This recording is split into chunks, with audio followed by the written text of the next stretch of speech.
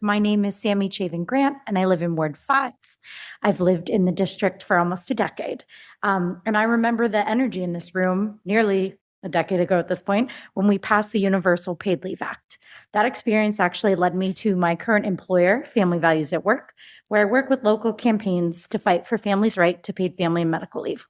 But today I'm here because my family has benefited immensely from access to our paid leave program and would be deeply harmed later this year if the proposed cuts come through. So I implore each of you to reject the mayor's short-sighted and harmful proposal. Let me share a little bit about myself and my family. Earlier this year, my husband and I needed to take paid caregiving leave. Last year, my father-in-law had been diagnosed with a leaky heart valve, and my mother-in-law was diagnosed with stage 2 breast cancer. They live in Columbia, South Carolina, and my father-in-law is a small business owner with no paid leave, and my mother-in-law is retired. While I have great paid leave through my employer, my husband was incredibly relieved to qualify for DC's paid family and medical leave.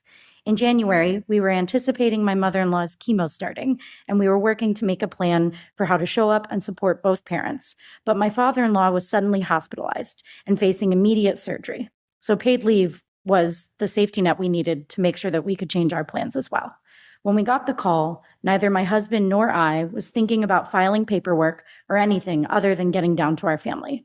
The day after we heard that surgery was imminent, we drove down to South Carolina to be available for his surgery, and the actual next day, my mother-in-law had her first chemo appointment. We were the only ones in our entire extended family able to take job-protected paid leave. My husband was the primary caregiver for both of his parents for a month. Once our family was stabilized, we then were able to travel back and forth at least monthly to help cover my mother-in-law's chemo appointments. So far, we have both taken about 6 weeks of paid leave, supporting our family while saving the cost and inconvenience of hired caregivers and drivers. Under the mayor's new proposal, showing up for my mother-in-law's upcoming surgery and radiation will be off the table. If we don't have paid leave in July for her surgery, when she cannot get out of her bed on her own, who should we send in our place? Should a different family member risk defaulting on their mortgage or skipping groceries for a week? My family needs to continue the paid leave program as is that matches the medically advised recommendations of doctors without a reduction in the weeks of benefits or a cap on the take-home pay. My story is just one of thousands in the city. Cutting this program is choosing to double down on families who are already under threat.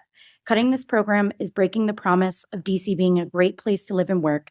And cutting this program means that later this year, I will be choosing between showing up for my family, protecting my income. This is not a choice. It's a failure to lead. I implore you to change course and invest in our city with an abundance mindset.